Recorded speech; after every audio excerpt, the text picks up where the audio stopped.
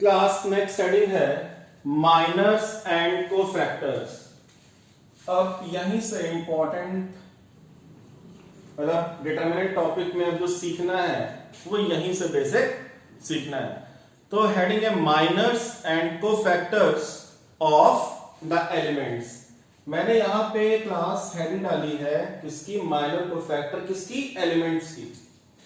तो for example हमें एक डिटरमिनेंट दे रखा है ऑर्डर 2 का या ऑर्डर 3 का, हायर ऑर्डर का डिटरमिनेंट सिलेबस में नहीं है, और मुझे यही बोला जाएगा कि आप इस एलिमेंट का माइनर कैलकुलेट करो, डिटरमिनेंट के इन एलिमेंट्स का माइनर कैलकुलेट करो।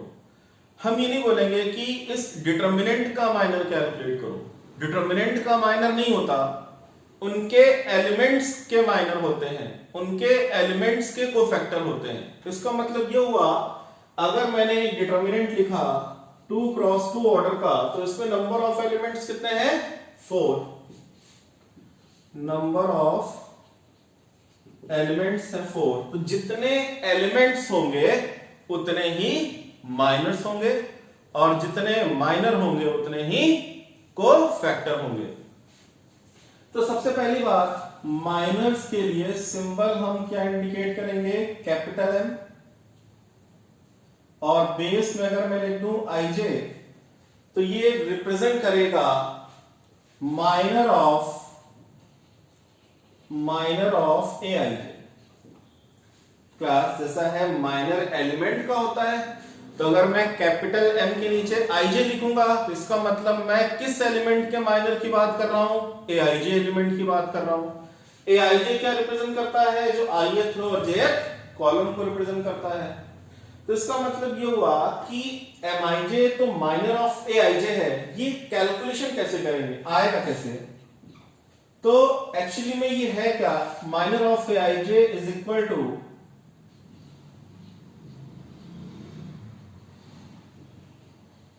determinant which can be obtained by deleting ith row and jth column। किसी भी एलिमेंट का माइनर निकालने के लिए हम करेंगे क्या, माइनर है क्या, माइनर एक्चुअली में एक डिटरमिनेंट होता है। कैसे कैलकुलेट करेंगे उस डिटरमिनेंट को, which can be obtained by deleting ith row and jth column। जैसे मैंने यहां पे लिखा कि आप M12 कैलकुलेट करो इस क्वेश्चन में 2 क्रॉस 2 में, तो सबसे पहले ये लिख लो बेटा कि M12 है क्या, M12 है minor of A12, M12 is the minor of A12। अभी कह रहा है कि minor of Aij is a determinant, तो minor of A12 is also a determinant. तो which can be obtained by किसको डिलीट करना है, ith रो jth कॉलम को डिलीट करना है। तो यहां किसको डिलीट करना होगा, डिलीट करने का मतलब हटाना किसको है, first row and second column को। तो आप फर्स्ट रो को हटा दो और सेकंड कॉलम को हटा दो, क्या दिख रहा है, ये दिख रहा है A21। और क्या होता है, एक डिटरमिनेंट होता है, तो हमें केवल A21 नहीं लिखना है, हमें क्या लिखना है, डिटरमिनेंट के अंदर A21 लिखना है, डिटरमिनेंट के इनसाइड A21 लिखना है। तो minor of A12 first row second column को डिलीट किया, जो भी मुझे दिखेगा उनको हम डिटरमिनेंट फॉर्म में लिखेंगे। अब ये सोचो बेटा कि ये अंदर कितने एलिमेंट्स हैं, केवल एक ही एलिमेंट है, और अभी जस्ट सीखा कि अगर सिंगल एलिमेंट हो तो उसकी डिटरमिनेंट वैल्यू कैसे कैलकुलेट करते हैं। तो जब ये डिटरमिनेंट का सिंबल हटेगा तो हम एग्जैक्टली वही लिख देते हैं जो इनसाइड लिखा होता है। इसका मतलब माइनर ऑफ A12 कितना आ गया, A21 कैलकुलेट होके आ गया। आप फटाफट बताओ, मैंने पूछा M11, इसका मतलब मैं क्या पूछ रहा हूं, माइनर ऑफ A11। तो माइनर ऑफ A11 का मतलब आप क्या करोगे, इधर आते भाई, आप क्या करोगे, फर्स्ट रो को डिलीट करोगे, मतलब ये फर्स्ट रो डिलीट हो जाएगी, और कॉलम कौन सा डिलीट होगा, कॉलम इज आल्सो फर्स्ट, तो फर्स्ट कॉलम डिलीट हो गया। फर्स्ट रो गई, फर्स्ट कॉलम गया, क्या बचा A22, बट A22 नहीं लिखना है, पहले हम डिटरमिनेंट फॉर्म में A22 लिखेंगे। 1 क्रॉस 1 का बचा डिटरमिनेंट, और 1 क्रॉस 1 की डिटरमिनेंट वैल्यू एग्जैक्टली सेम वही आएगी। तो व्हाट इज माइनर? किसी भी एलिमेंट का माइनर कैलकुलेट करने के लिए आप उस एलिमेंट की पोजीशन चेक करो, जिस रो जिस कॉलम में हो उस रो उस कॉलम को डिलीट कर दो, यानी हटा दो। जो भी एलिमेंट्स आपको जैसे दिखे उसको डिटरमिनेंट फॉर्म में कॉपी कर लो, और फाइनली उस डिटरमिनेंट की वैल्यू कैलकुलेट कर लो, तो हमें पर्टिकुलर उस एलिमेंट का माइनर मिल जाएगा। तो ये तो था 2 क्रॉस 2 के एलिमेंट्स का माइनर कैसे निकालेंगे। जस्ट हम सीखते हैं 3 क्रॉस 3 डिटरमिनेंट के एलिमेंट्स का माइनर कैसे कैलकुलेट करेंगे। फर्स्ट इसको नोट डाउन कर लो। नाउ क्लास देखते हैं बेटा माइनर कैसे कैलकुलेट करते हैं एलिमेंट्स का ऑर्डर 3 में। जैसे मैंने 3 क्रॉस 3 का डिटरमिनेंट लिखा A11 A12 A13 and so on A33।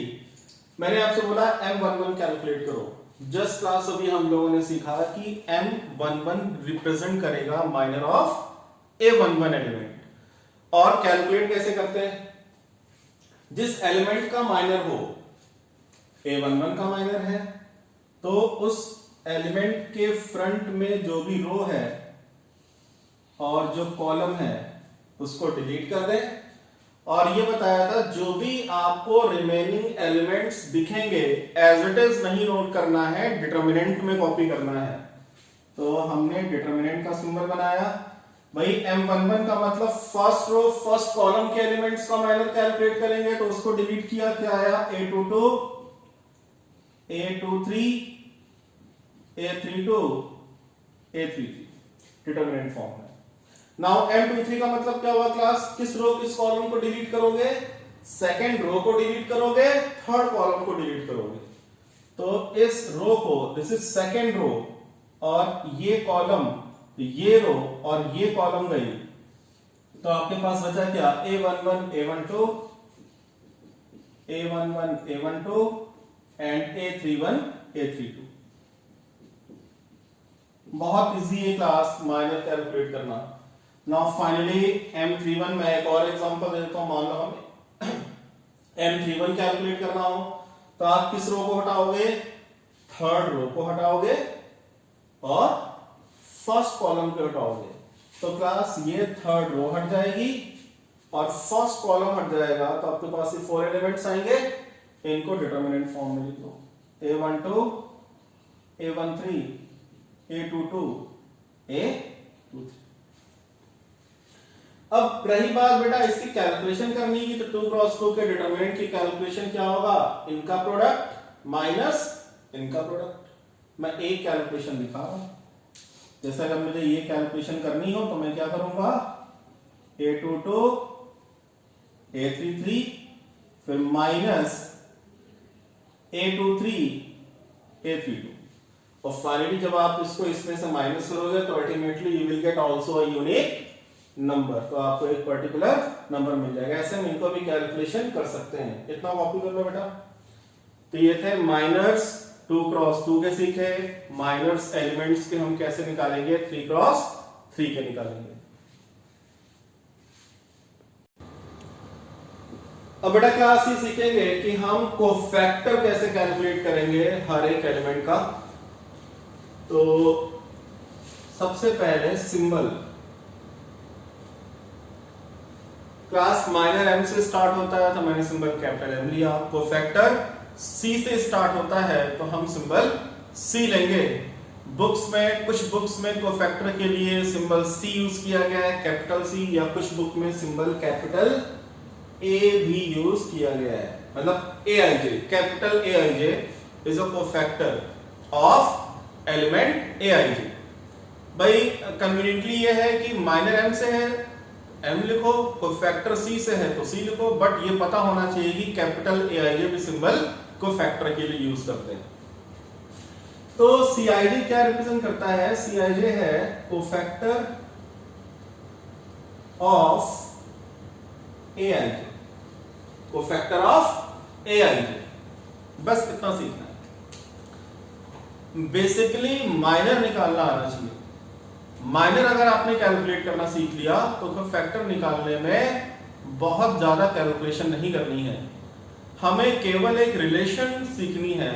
एक रिलेशन के बारे में थोड़ा सा पता होना चाहिए कि what is the relation between cofactor and minor. तो नेक्स्ट हेडिंग है relation between minor and cofactor. Class जैसे कोफैक्टर का सिंबल है Cij, माइनर का सिंबल है Mij, तो there is a relation between Cij and Mij which is given by Cij equals to -1 power I plus j into Mij। मतलब अगर आपने minor calculate कर लिए और इस रिलेशन के बारे में आपको पता है, उसका मतलब आपने कोफैक्टर्स भी कैलकुलेट कर लिए। कैसे भाई? देयर इज अ रिलेशन, क्या रिलेशन है? Cij इज इक्वल टू -1 की power I plus j into Mij। अब ये सोचो कि अगर I प्लस j इवन आ जाए, मान लो I प्लस j किया, I और j को ऐड किया, इवन इंटीजर आ गया, तो Cij की वैल्यू क्या मिलेगी? -1 की power even, I plus j even होगा, -1 की पावर इवन इंटू Mij। और -1 की पावर अगर कोई भी इवन डिजिट आता है, इवन नंबर आता है, तो हमें क्या मिलेगा? +1। तो इसका मतलब we get Cij is equal to Mij। कोई भी चेंज माइनर और कोफैक्टर में नहीं होगा अगर I प्लस j को ऐड करें, क्या आ जाए? इवन आ जाए। बट यहां समझाता हूं बेटा, आप सीक्वेंस में कॉपी करना। अगर मैंने I प्लस j किया और आ गया ऑड इंटीजर, ऑड नंबर आ गया, तो आप बताओ Cij इक्वल्स टू क्या आएगा? -1 की power I plus j odd है तो मैं ऊपर ऑड लिख देता हूं भाई, ऑड नंबर कुछ भी हो सकता है, into Mij। Then we will get Cij is equal to -1 की पावर ऑड इंटू Mij। -1 की पावर ऑड क्या देगा? -1। तो वी विल गेट, बेटा ऑड में कोई भी डिजिट हो, -1 की पावर ऑड क्या देगा? -1, और -1 into Mij we can write it -Mij। तो Cij will be equal to -Mij। Main point क्या है कि अगर हमें किसी पर्टिकुलर एलिमेंट का माइनर कैलकुलेट करना है, वो हमने सीखा। वापस से इधर आ जाओ। क्लास M11 की वैल्यू हम लोगों ने निकालनी सीखी, ये आंसर आया। इसी में अगर मैं ये बोल दूं कि C11 कैलकुलेट करके बताओ क्या आएगा, C11 कैलकुलेट करके बताएं क्या आएगा, नहीं कोफैक्टर ऑफ A11 कैलकुलेट करो। हमें केवल ये देखना है कि C के नीचे जो डिजिट्स लिखी है 1 को ऐड करो, 1 प्लस 1 क्या आएगा? 2 कैसा नंबर है? इवन है कि ऑड है? इवन नंबर है। तो अगर बेस में लिखी डिजिट का सम है 2 यानी इवन, तो जो C11 है एग्जैक्टली M11 के इक्वल होगा, यानी C11 और M11 में कोई भी डिफरेंस नहीं होगा, एग्जैक्टली सेम आंसर आएगा। तो हमें C11 कैलकुलेट ही नहीं करना, हमने M11 निकाला, देखा 1 प्लस 1 इवन है, तो C11 will be equal to M11। But हम आते हैं C23 पे, हम आ गए C23 पे। मैंने देखा 2 3 ऐड करेंगे तो क्या आएगा? 5। 2 प्लस 3 ऐड किया 5 आया। 5 कैसा है? ऑड है। अब मैंने पूछा C23 कैलकुलेट करो, कोफैक्टर 23। तो आपने ये देखा कि एडिशन करने पे ऑड आया, तो C23 और M23 में रिलेशन क्या होगी? C23 is equal to minus times M23। मतलब अगर ये दे दिया जाए, मैं बेटा इस डिटरमिनेंट को रब करता हूं और फाइनली रिजल्ट को सिखाने की कोशिश करता हूं कि बोला क्या जा रहा है। बताओ, अगर मैंने लिखा M23 की वैल्यू 8 है, एक न्यूमेरिकल वैल्यू लेके समझ, मैंने बोला फाइनली सब ये चीज कैलकुलेट करी, एक नंबर कैलकुलेट होके आया M23 8 आंसर आ गया, और आपसे पूछा गया है C23 बताओ। खड़ाक से 2 + 3 ऑड आएगा, तो जो माइनर है उसमें केवल माइनस साइन का चेंज हो जाएगा, C23 will be equal to -8। मैंने बोला M33 की वैल्यू 7 है, M33 कितना है 7 है, तो आप C33 कैलकुलेट करो।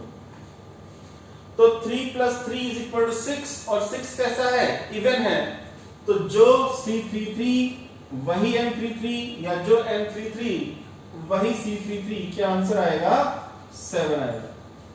मैंने लिखा M12 -8 है, M12 -8 है, और मैंने पूछा C12 कितना होगा, कैलकुलेट कर लोगे भाई। 1 + 2 कैसा आएगा क्लास, ऑड आएगा, और अगर बेस में लिखे डिजिट का सम आ जाए ऑड नंबर, तो माइनर और कोफैक्टर में माइनस साइन का चेंज हो जाता है, इसका मतलब C12 क्या होगा +8 हो जाएगा।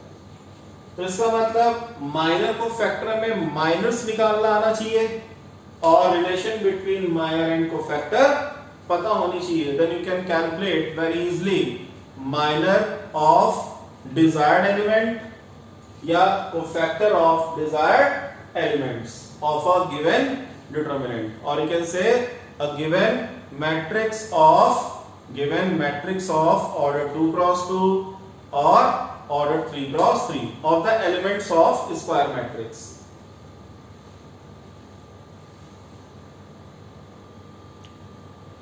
तो क्लास अभी तक हम लोगों ने ये सीखा कि what is determinant, order 1, order 2, order 3 की वैल्यू कैसे कैलकुलेट करते हैं। ये कॉन्सेप्ट मैट्रिक्स में भी पढ़ चुके थे हम लोग, and the basic main important concept of determinant जो हमें सीखना था, that is minors and cofactors of the elements, वो सीखा। तो उन पे बेस्ड क्वेश्चन नंबर 1, 2, 3 पार्ट्स है, और question number 2, sorry this is question number 3। तो कुछ क्वेश्चंस मैंने उन्हीं कॉन्सेप्ट के बेसिस पे दिए हैं जो अभी आपने पढ़ा है। आपको फर्स्ट डिटरमिनेंट की, सेकंड डिटरमिनेंट की वैल्यू इवैल्यूएट करनी है, आंसर्स लिखें। थर्ड क्वेश्चन, फर्स्ट का थर्ड पार्ट कह रहा है कि if this determinant is equal to 28, मतलब आप इस डिटरमिनेंट की वैल्यू जैसे निकालते हो वैसे निकालो, 28 से इक्वेट कर दो और x की वैल्यू कैलकुलेट करके बताओ क्या आएगी। क्वेश्चन नंबर 2 में कह रहा है कि इस डिटरमिनेंट, बेटा ये जो डेल्टा सिंबल देख रहे हो आप, ट्रायंगल जो बना है इसको हम डेल्टा रीड करेंगे, और डिटरमिनेंट को हम स्मॉल फॉर्म में डेल्टा सिंबल से रिप्रेजेंट करते हैं। तो कह रहा है delta is equal to determinant of this one, आप इसकी वैल्यू कैलकुलेट करो। And second part is M12, बेटा इनका मीनिंग क्या है, माइनर कोफैक्टर, M12 मतलब A12 का माइनर, एंड सो ऑन। तो ये सारी चीजें कैलकुलेट करनी, आंसर्स कॉपी। थर्ड क्वेश्चन में कह रहा है these two determinants are equal, इस डिटरमिनेंट की वैल्यू वही है जो इस डिटरमिनेंट की है, तो कैलकुलेट करके बताओ x और y की वैल्यू क्या होगी। x और y क्या दे रखे हैं, x और y दे रखे हैं नेचुरल नंबर। पहला पॉइंट बेटा मैं बस इसके लिए थोड़ा सा एक्सप्लेनेशन दे रहा हूं, मैट्रिक्स की इक्वालिटी अलग तरह से होती है, डिटरमिनेंट की इक्वालिटी होती है अलग तरह से। मैट्रिक्स की इक्वालिटी क्या करते थे, कॉरस्पॉन्डिंग एलिमेंट्स को इक्वेट करते थे, यहां ऐसा नहीं होगा। हम क्या करेंगे, इसकी डिटरमिनेंट वैल्यू कैलकुलेट करेंगे, पहले इसको सॉल्व करेंगे। भाई अगर आप सिंपली इक्वेट कर दोगे तो आप क्या बोलोगे, y की वैल्यू 2 हो जाए और x की वैल्यू 4 हो जाए, काम खत्म। बट केवल ऐसा ही नहीं है, हम इसकी डिटरमिनेंट वैल्यू कैलकुलेट करेंगे, जैसे सिखाया है इसकी डिटरमिनेंट वैल्यू कैलकुलेट करेंगे, और दोनों को इक्वेट करके पॉसिबिलिटीज चेक करेंगे कि x और y की क्या क्या वैल्यूज हो सकती हैं। तो ये पेयर लिखा है x4 y2 हो सकता है, या ये भी हो सकता है कि x की वैल्यू 8 हो, y की वैल्यू 1 हो। तो सेकेंड वीडियो लेक्चर डिटरमिनेंट में डिटरमिनेंट की प्रॉपर्टीज पे जब हम आएंगे, that is the backbone of determinant. तो properties of determinant second video lecture में स्टार्ट करेंगे। तब तक आप डिटरमिनेंट के इन क्वेश्चंस को घर पे बैठ के ट्राई करो, और अगर किसी का आंसर नहीं आ रहा हो तो आप कमेंट करके बताओ, नेक्स्ट वीडियो लेक्चर में मैं उसको डिस्कस कर लूंगा।